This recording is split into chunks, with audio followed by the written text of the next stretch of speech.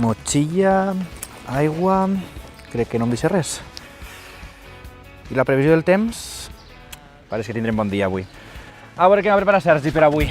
Contempla aquest paisatge, però jo ja ho sé, que no és tan simple. Buenas, Sergi, ja sí per així, preparar per començar la ruta. Te vaig proposar Palomita perquè és un paratge natural molt interessant d'ací de Vilafranca. I veig que portes prismàtics, vol dir que algo veurem, no?, pel camí. Sí, la veritat és que la possibilitat de veure avifauna sobretot és bastant interessant i sempre està bé portar-los, així algo veurem. Anem, damunt avui anem acompanyats. Sí, lluna també.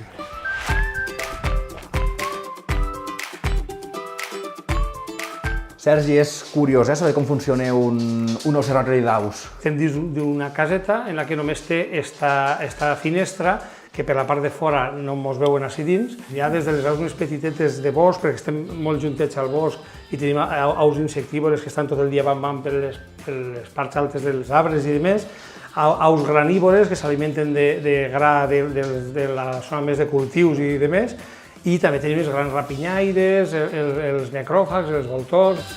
Provem a veure si tenim sort? A veure si tenim sort avui, vinga. Vinga, va. Mira, pareix que avui tindrem sort, Això d'ahir...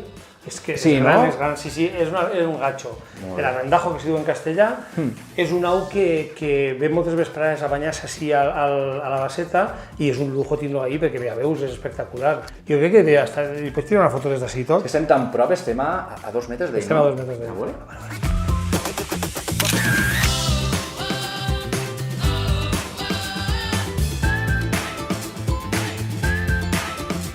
Sergi, fa rato que estem ja dins del bosc i la pedra seca continua, no és una cosa del poble soles. La pedra seca està present a tot el paisatge de Vilafranca. El sentit de la pedra seca a Vilafranca era treure-li terra d'on no hi havia per aconseguir cultius, aconseguir abancalaments i que la poqueta terra que tenim la puguem mantindre. Palomita hi tindrem encara 1000 coses més que veure, no? Sí. I pedra seca que ens acompanyarà el camí.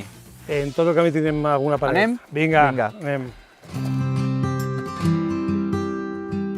Més agrada en Palomita, tapaet i rodejats de pins que damunt són molt importants aquests pins per a la festa com més emblemàtica de Vilafranca, de Sant Antoni, no? Així passeu moltes hores durant el mes de gener. Sí, un punt d'encontre de la gent del poble, una festa tradicional, una festa que també d'alguna manera ens porta a antics usos del bosc, o sigui, la gent que treballa al bosc traient llenya i traient arbres, veiem com se fa de manera tradicional, se fan hasta l'arrastre dels animals, hasta el que és la serra dels pins de manera tradicional, vull dir, és una festa ben xula, sí. Te vull portar a un lloc molt xulo, que està una mica més avant, i que és un pi emblemàtic, o sigui, hi ha molts pins, però hi ha un que és emblemàtic. Crec que sense que me digues res, crec que sé on hem arribat, no?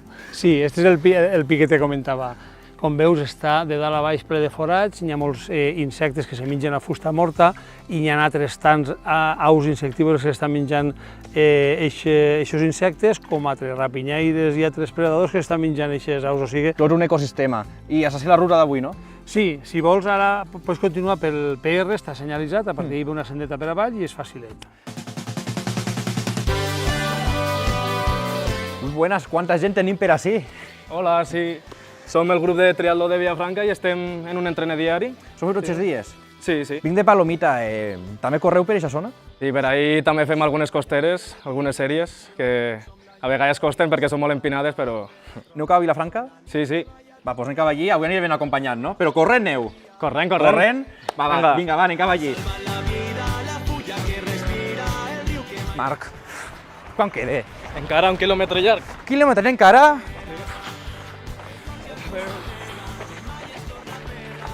Però si aquí anem a enganyar, si això no és per mi.